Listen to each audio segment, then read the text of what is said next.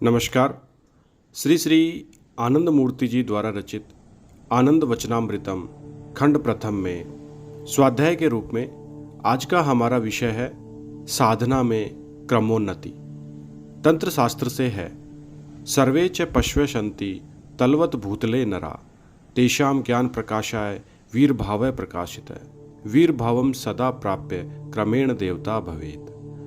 तंत्र की परिभाषा में जन्म सूत्र में विश्व का प्रत्येक जीव एक एक पशु भावात्मक प्राणी है, किंतु कालक्रम में जीव के उस पशु भाव को देव भाव में देवत्व में उन्नीत करना होता है। प्राथमिक स्तर में जिस मनुष्य का आचार आचरण पशुवत है, उन्नत जीवनचर्या और साधना के द्वारा उसे मनुष्यत्व में उन्नत करना होगा।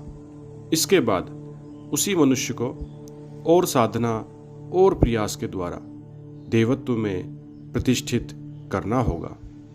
पशुत्व से देवत्व में यह जो क्रमोन्नयन है, यह जिस पद्धति के द्वारा संसाधित है, उसी का नाम साधना है। एक संस्कृत के श्लोक में कहा गया है, जन्मना जायते शूद्र संस्कारात द्विज उच्यते वेद पाठे भवेत विप्रा ब्रह्म जानाति ब्राह्मण। कहा गया है जन्मगत रूप में सभी शूद्र हैं। यहाँ पर शूद्र का माने है जिसके अंदर पशुवृत्तियाँ पूर्ण मात्रा में विद्यमान है। मनुष्य जब प्राथमिक दीक्षा लेता है अर्थात वैदिकी दीक्षा लाभ करता है, तब वह सीख लेता है किस तरह से प्रार्थना करनी है। उन्नत जीव के विचार से किस तरह से मानस अभिव्यक्ति को बाह्यिक रूप देना होता है। ऐसी अवस्था में मनुष्य को द्विज कहा गया है। द्विज शब्द का भाव रूढ़ार्थ हुआ जिसका जन्म 2 बार हुआ है।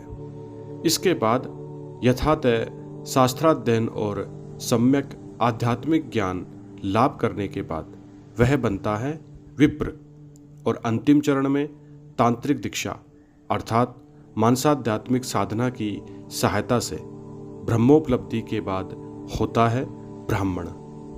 अब प्रश्न हुआ, यह जो पशु भाव युक्त मनुष्य है, जो अवनत मानस जीव है, उनका क्या कोई भविष्य नहीं है? निश्चय ही है, क्योंकि परम पुरुष सभी के साथ ही समभाव से विराजमान है और इसी से मानव देहधारी पशु स्वभाव जीव में भी वे विद्यमान है। शास्त्र की भाषा में यह जीव पशु स्वभाव युक्त जीव है। इनके उपास्य देवता, इनके ध्येय वे ही एक परम पुरुष है। इसी से उनको संबोधन करते हैं पशुपति के विचार से। इस अवस्था का साधक परम पुरुष को अपनी आकृति बनाकर कहता है, हे प्रभु, हे परम पुरुष, हम तो पशु स्वभाव युक्त जीव मात्र हैं। तुम मेरे देवता हो, तुम हमारे पशुपति हो। इसी से परम पुरुष का एक और नाम है पशुपति। आध्यात्मिक विचार से प्रक्षुब्ध मानवता के लिए परम पुरुष हैं पशुपति। तेषां ज्ञान प्रकाशाय वीर भावय प्रकाशित है।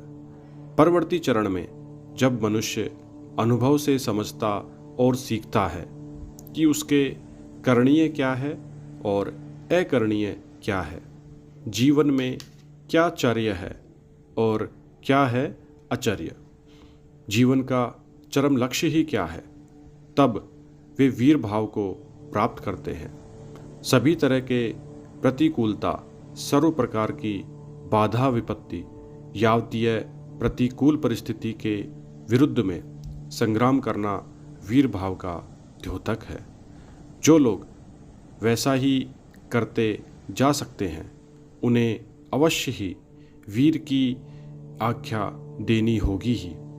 मनुष्यत्व में प्रतिष्ठा के स्तर में पहुंचकर साधक के अंदर जब यह वीर भाव जग उठता है, तब मनुष्यत्व विरोधी तत्व के विरुद्ध में संग्राम के लिए उद्यत होता है। वह तब नेतृत्व की श्रेष्ठता लाभ करता है। तंत्र में इस स्तर के साधकों को कहा जाता है वीर और उनके उपास्य देवता को कहा जाता है वीरेश्वर। तब से उनको और पशुपति कहा नहीं जाएगा। अतः परम पुरुष का एक अन्य नाम वीरेश्वर भी है। तृतीय स्तर में जब साधक संपूर्ण रूप से वीर भाव में प्रतिष्ठित हो जाता है, जब वह और संग्राम करने में भी भयभीत या पराजित नहीं होता है, वह तब से मान लिया जाता है कि वह दिव्य भाव में उन्नीत हुआ है। इस प्रसंग में एक बात याद रखनी होगी कि यहाँ पर साधक कहने से नारी पुरुष उभय को इंगित करता है, अर्थात अब से उसे वीर न कहकर कहना होगा देव। क्रमेण देवता भवेत, वह तब मनुष्य आधार में देवता है और इस दिव्याचारी साधकों के आराध्य देवता हुए महादेव, वीरेश्वर नहीं।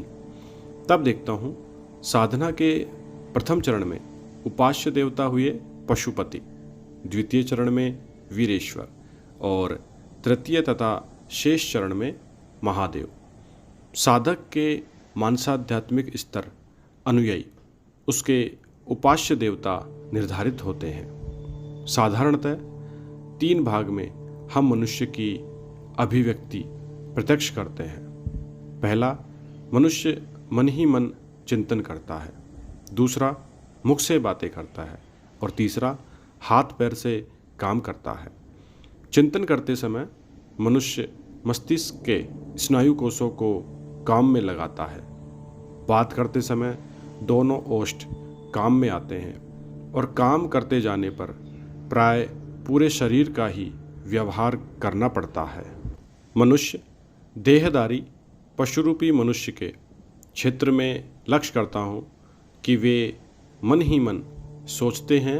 एक साधारणतः उनकी चिंतन भावना स्थूल और जड़ात्मक है। मुख से बात एक प्रकार की करते हैं और काम करते हैं और एक प्रकार का, अर्थात उनके चिंतन में, वाचनिकता में, कर्म में कोई संगति खोजने पर भी नहीं मिलती है। यद्यपि उनका आधार मानविक है, किंतु अभिव्यक्ति में पशुतुल्य है। आज मानव समाज में ये ही संख्या गरिष्ठ अर्थात मेजॉरिटी है। मैं चाहता हूँ हमारे मानव समाज में यथार्थ मनुष्यता की वृद्धि हो, किंतु इस प्रकार के नर पशुओं की नहीं। द्वितीय चरण में वीर भाव के साधकों की चिंतन भावना अवश्य ही सूक्ष्मतर है और उनकी बात में, कार्य करने में एक तालमेल बना रहता है। वे जैसा सोचते हैं, बात और काम में ठीक वैसा तालमेल नहीं मिलता, फिर भी बात में और काम में मेल ठीक ही है, अर्थात वे मुख से जो कहते हैं काम भी वैसे ही करते हैं। वीर भाव के साधक समाज में सम्मान पाते हैं, नेता के रूप में स्वीकृति पाते हैं, कोई कोई पुनः महापुरुष के रूप में भी गण्य हो जाते हैं, किंतु उनमें भी थोड़ी सी त्रुटि रह जाती है। कारण उनके सोचने में और कर्म में सब समय संगति नहीं रहती। यद्यपि वाचनिकता में और कर्म में एक सा मेल रहता है। शेष चरण में मनुष्य जब देवता में उन्नीत होता है, तब वह जैसा मन में सोचता है वैसा ही मुख से भी कहता है, और जो मुख से कहता है उसे वह कार्य रूप में भी परिणत करता है। अर्थात उनके सोचने में, वाचनिकता में और कर्म में कहीं कोई असंगति नहीं रह जाती है। अतः यह मानव अस्तित्व का श्रेष्ठ चरण है। हम में से प्रत्येक को ऐसा ही होना उचित है। यह जो मानव पशु भाव से क्रमोन्नति के सोपान से आगे बढ़ क्रमशः देव भाव में उन्नीत होता है, धीरे धीरे देवता होते जा रहा है। मानव समाज में इनकी संख्या जितनी बढ़े उतना ही मंगल है। तुम लोगों ने जो इस महत कर्म साधना और त्याग पथ को पकड़कर आगे बढ़ने का व्रत लिया है, उससे समाज में इस प्रकार के देव मानव की संख्या ही वृद्धि पाएगी। पटना 7 सितंबर 1978। धन्यवाद। बाबा नाम केवलम।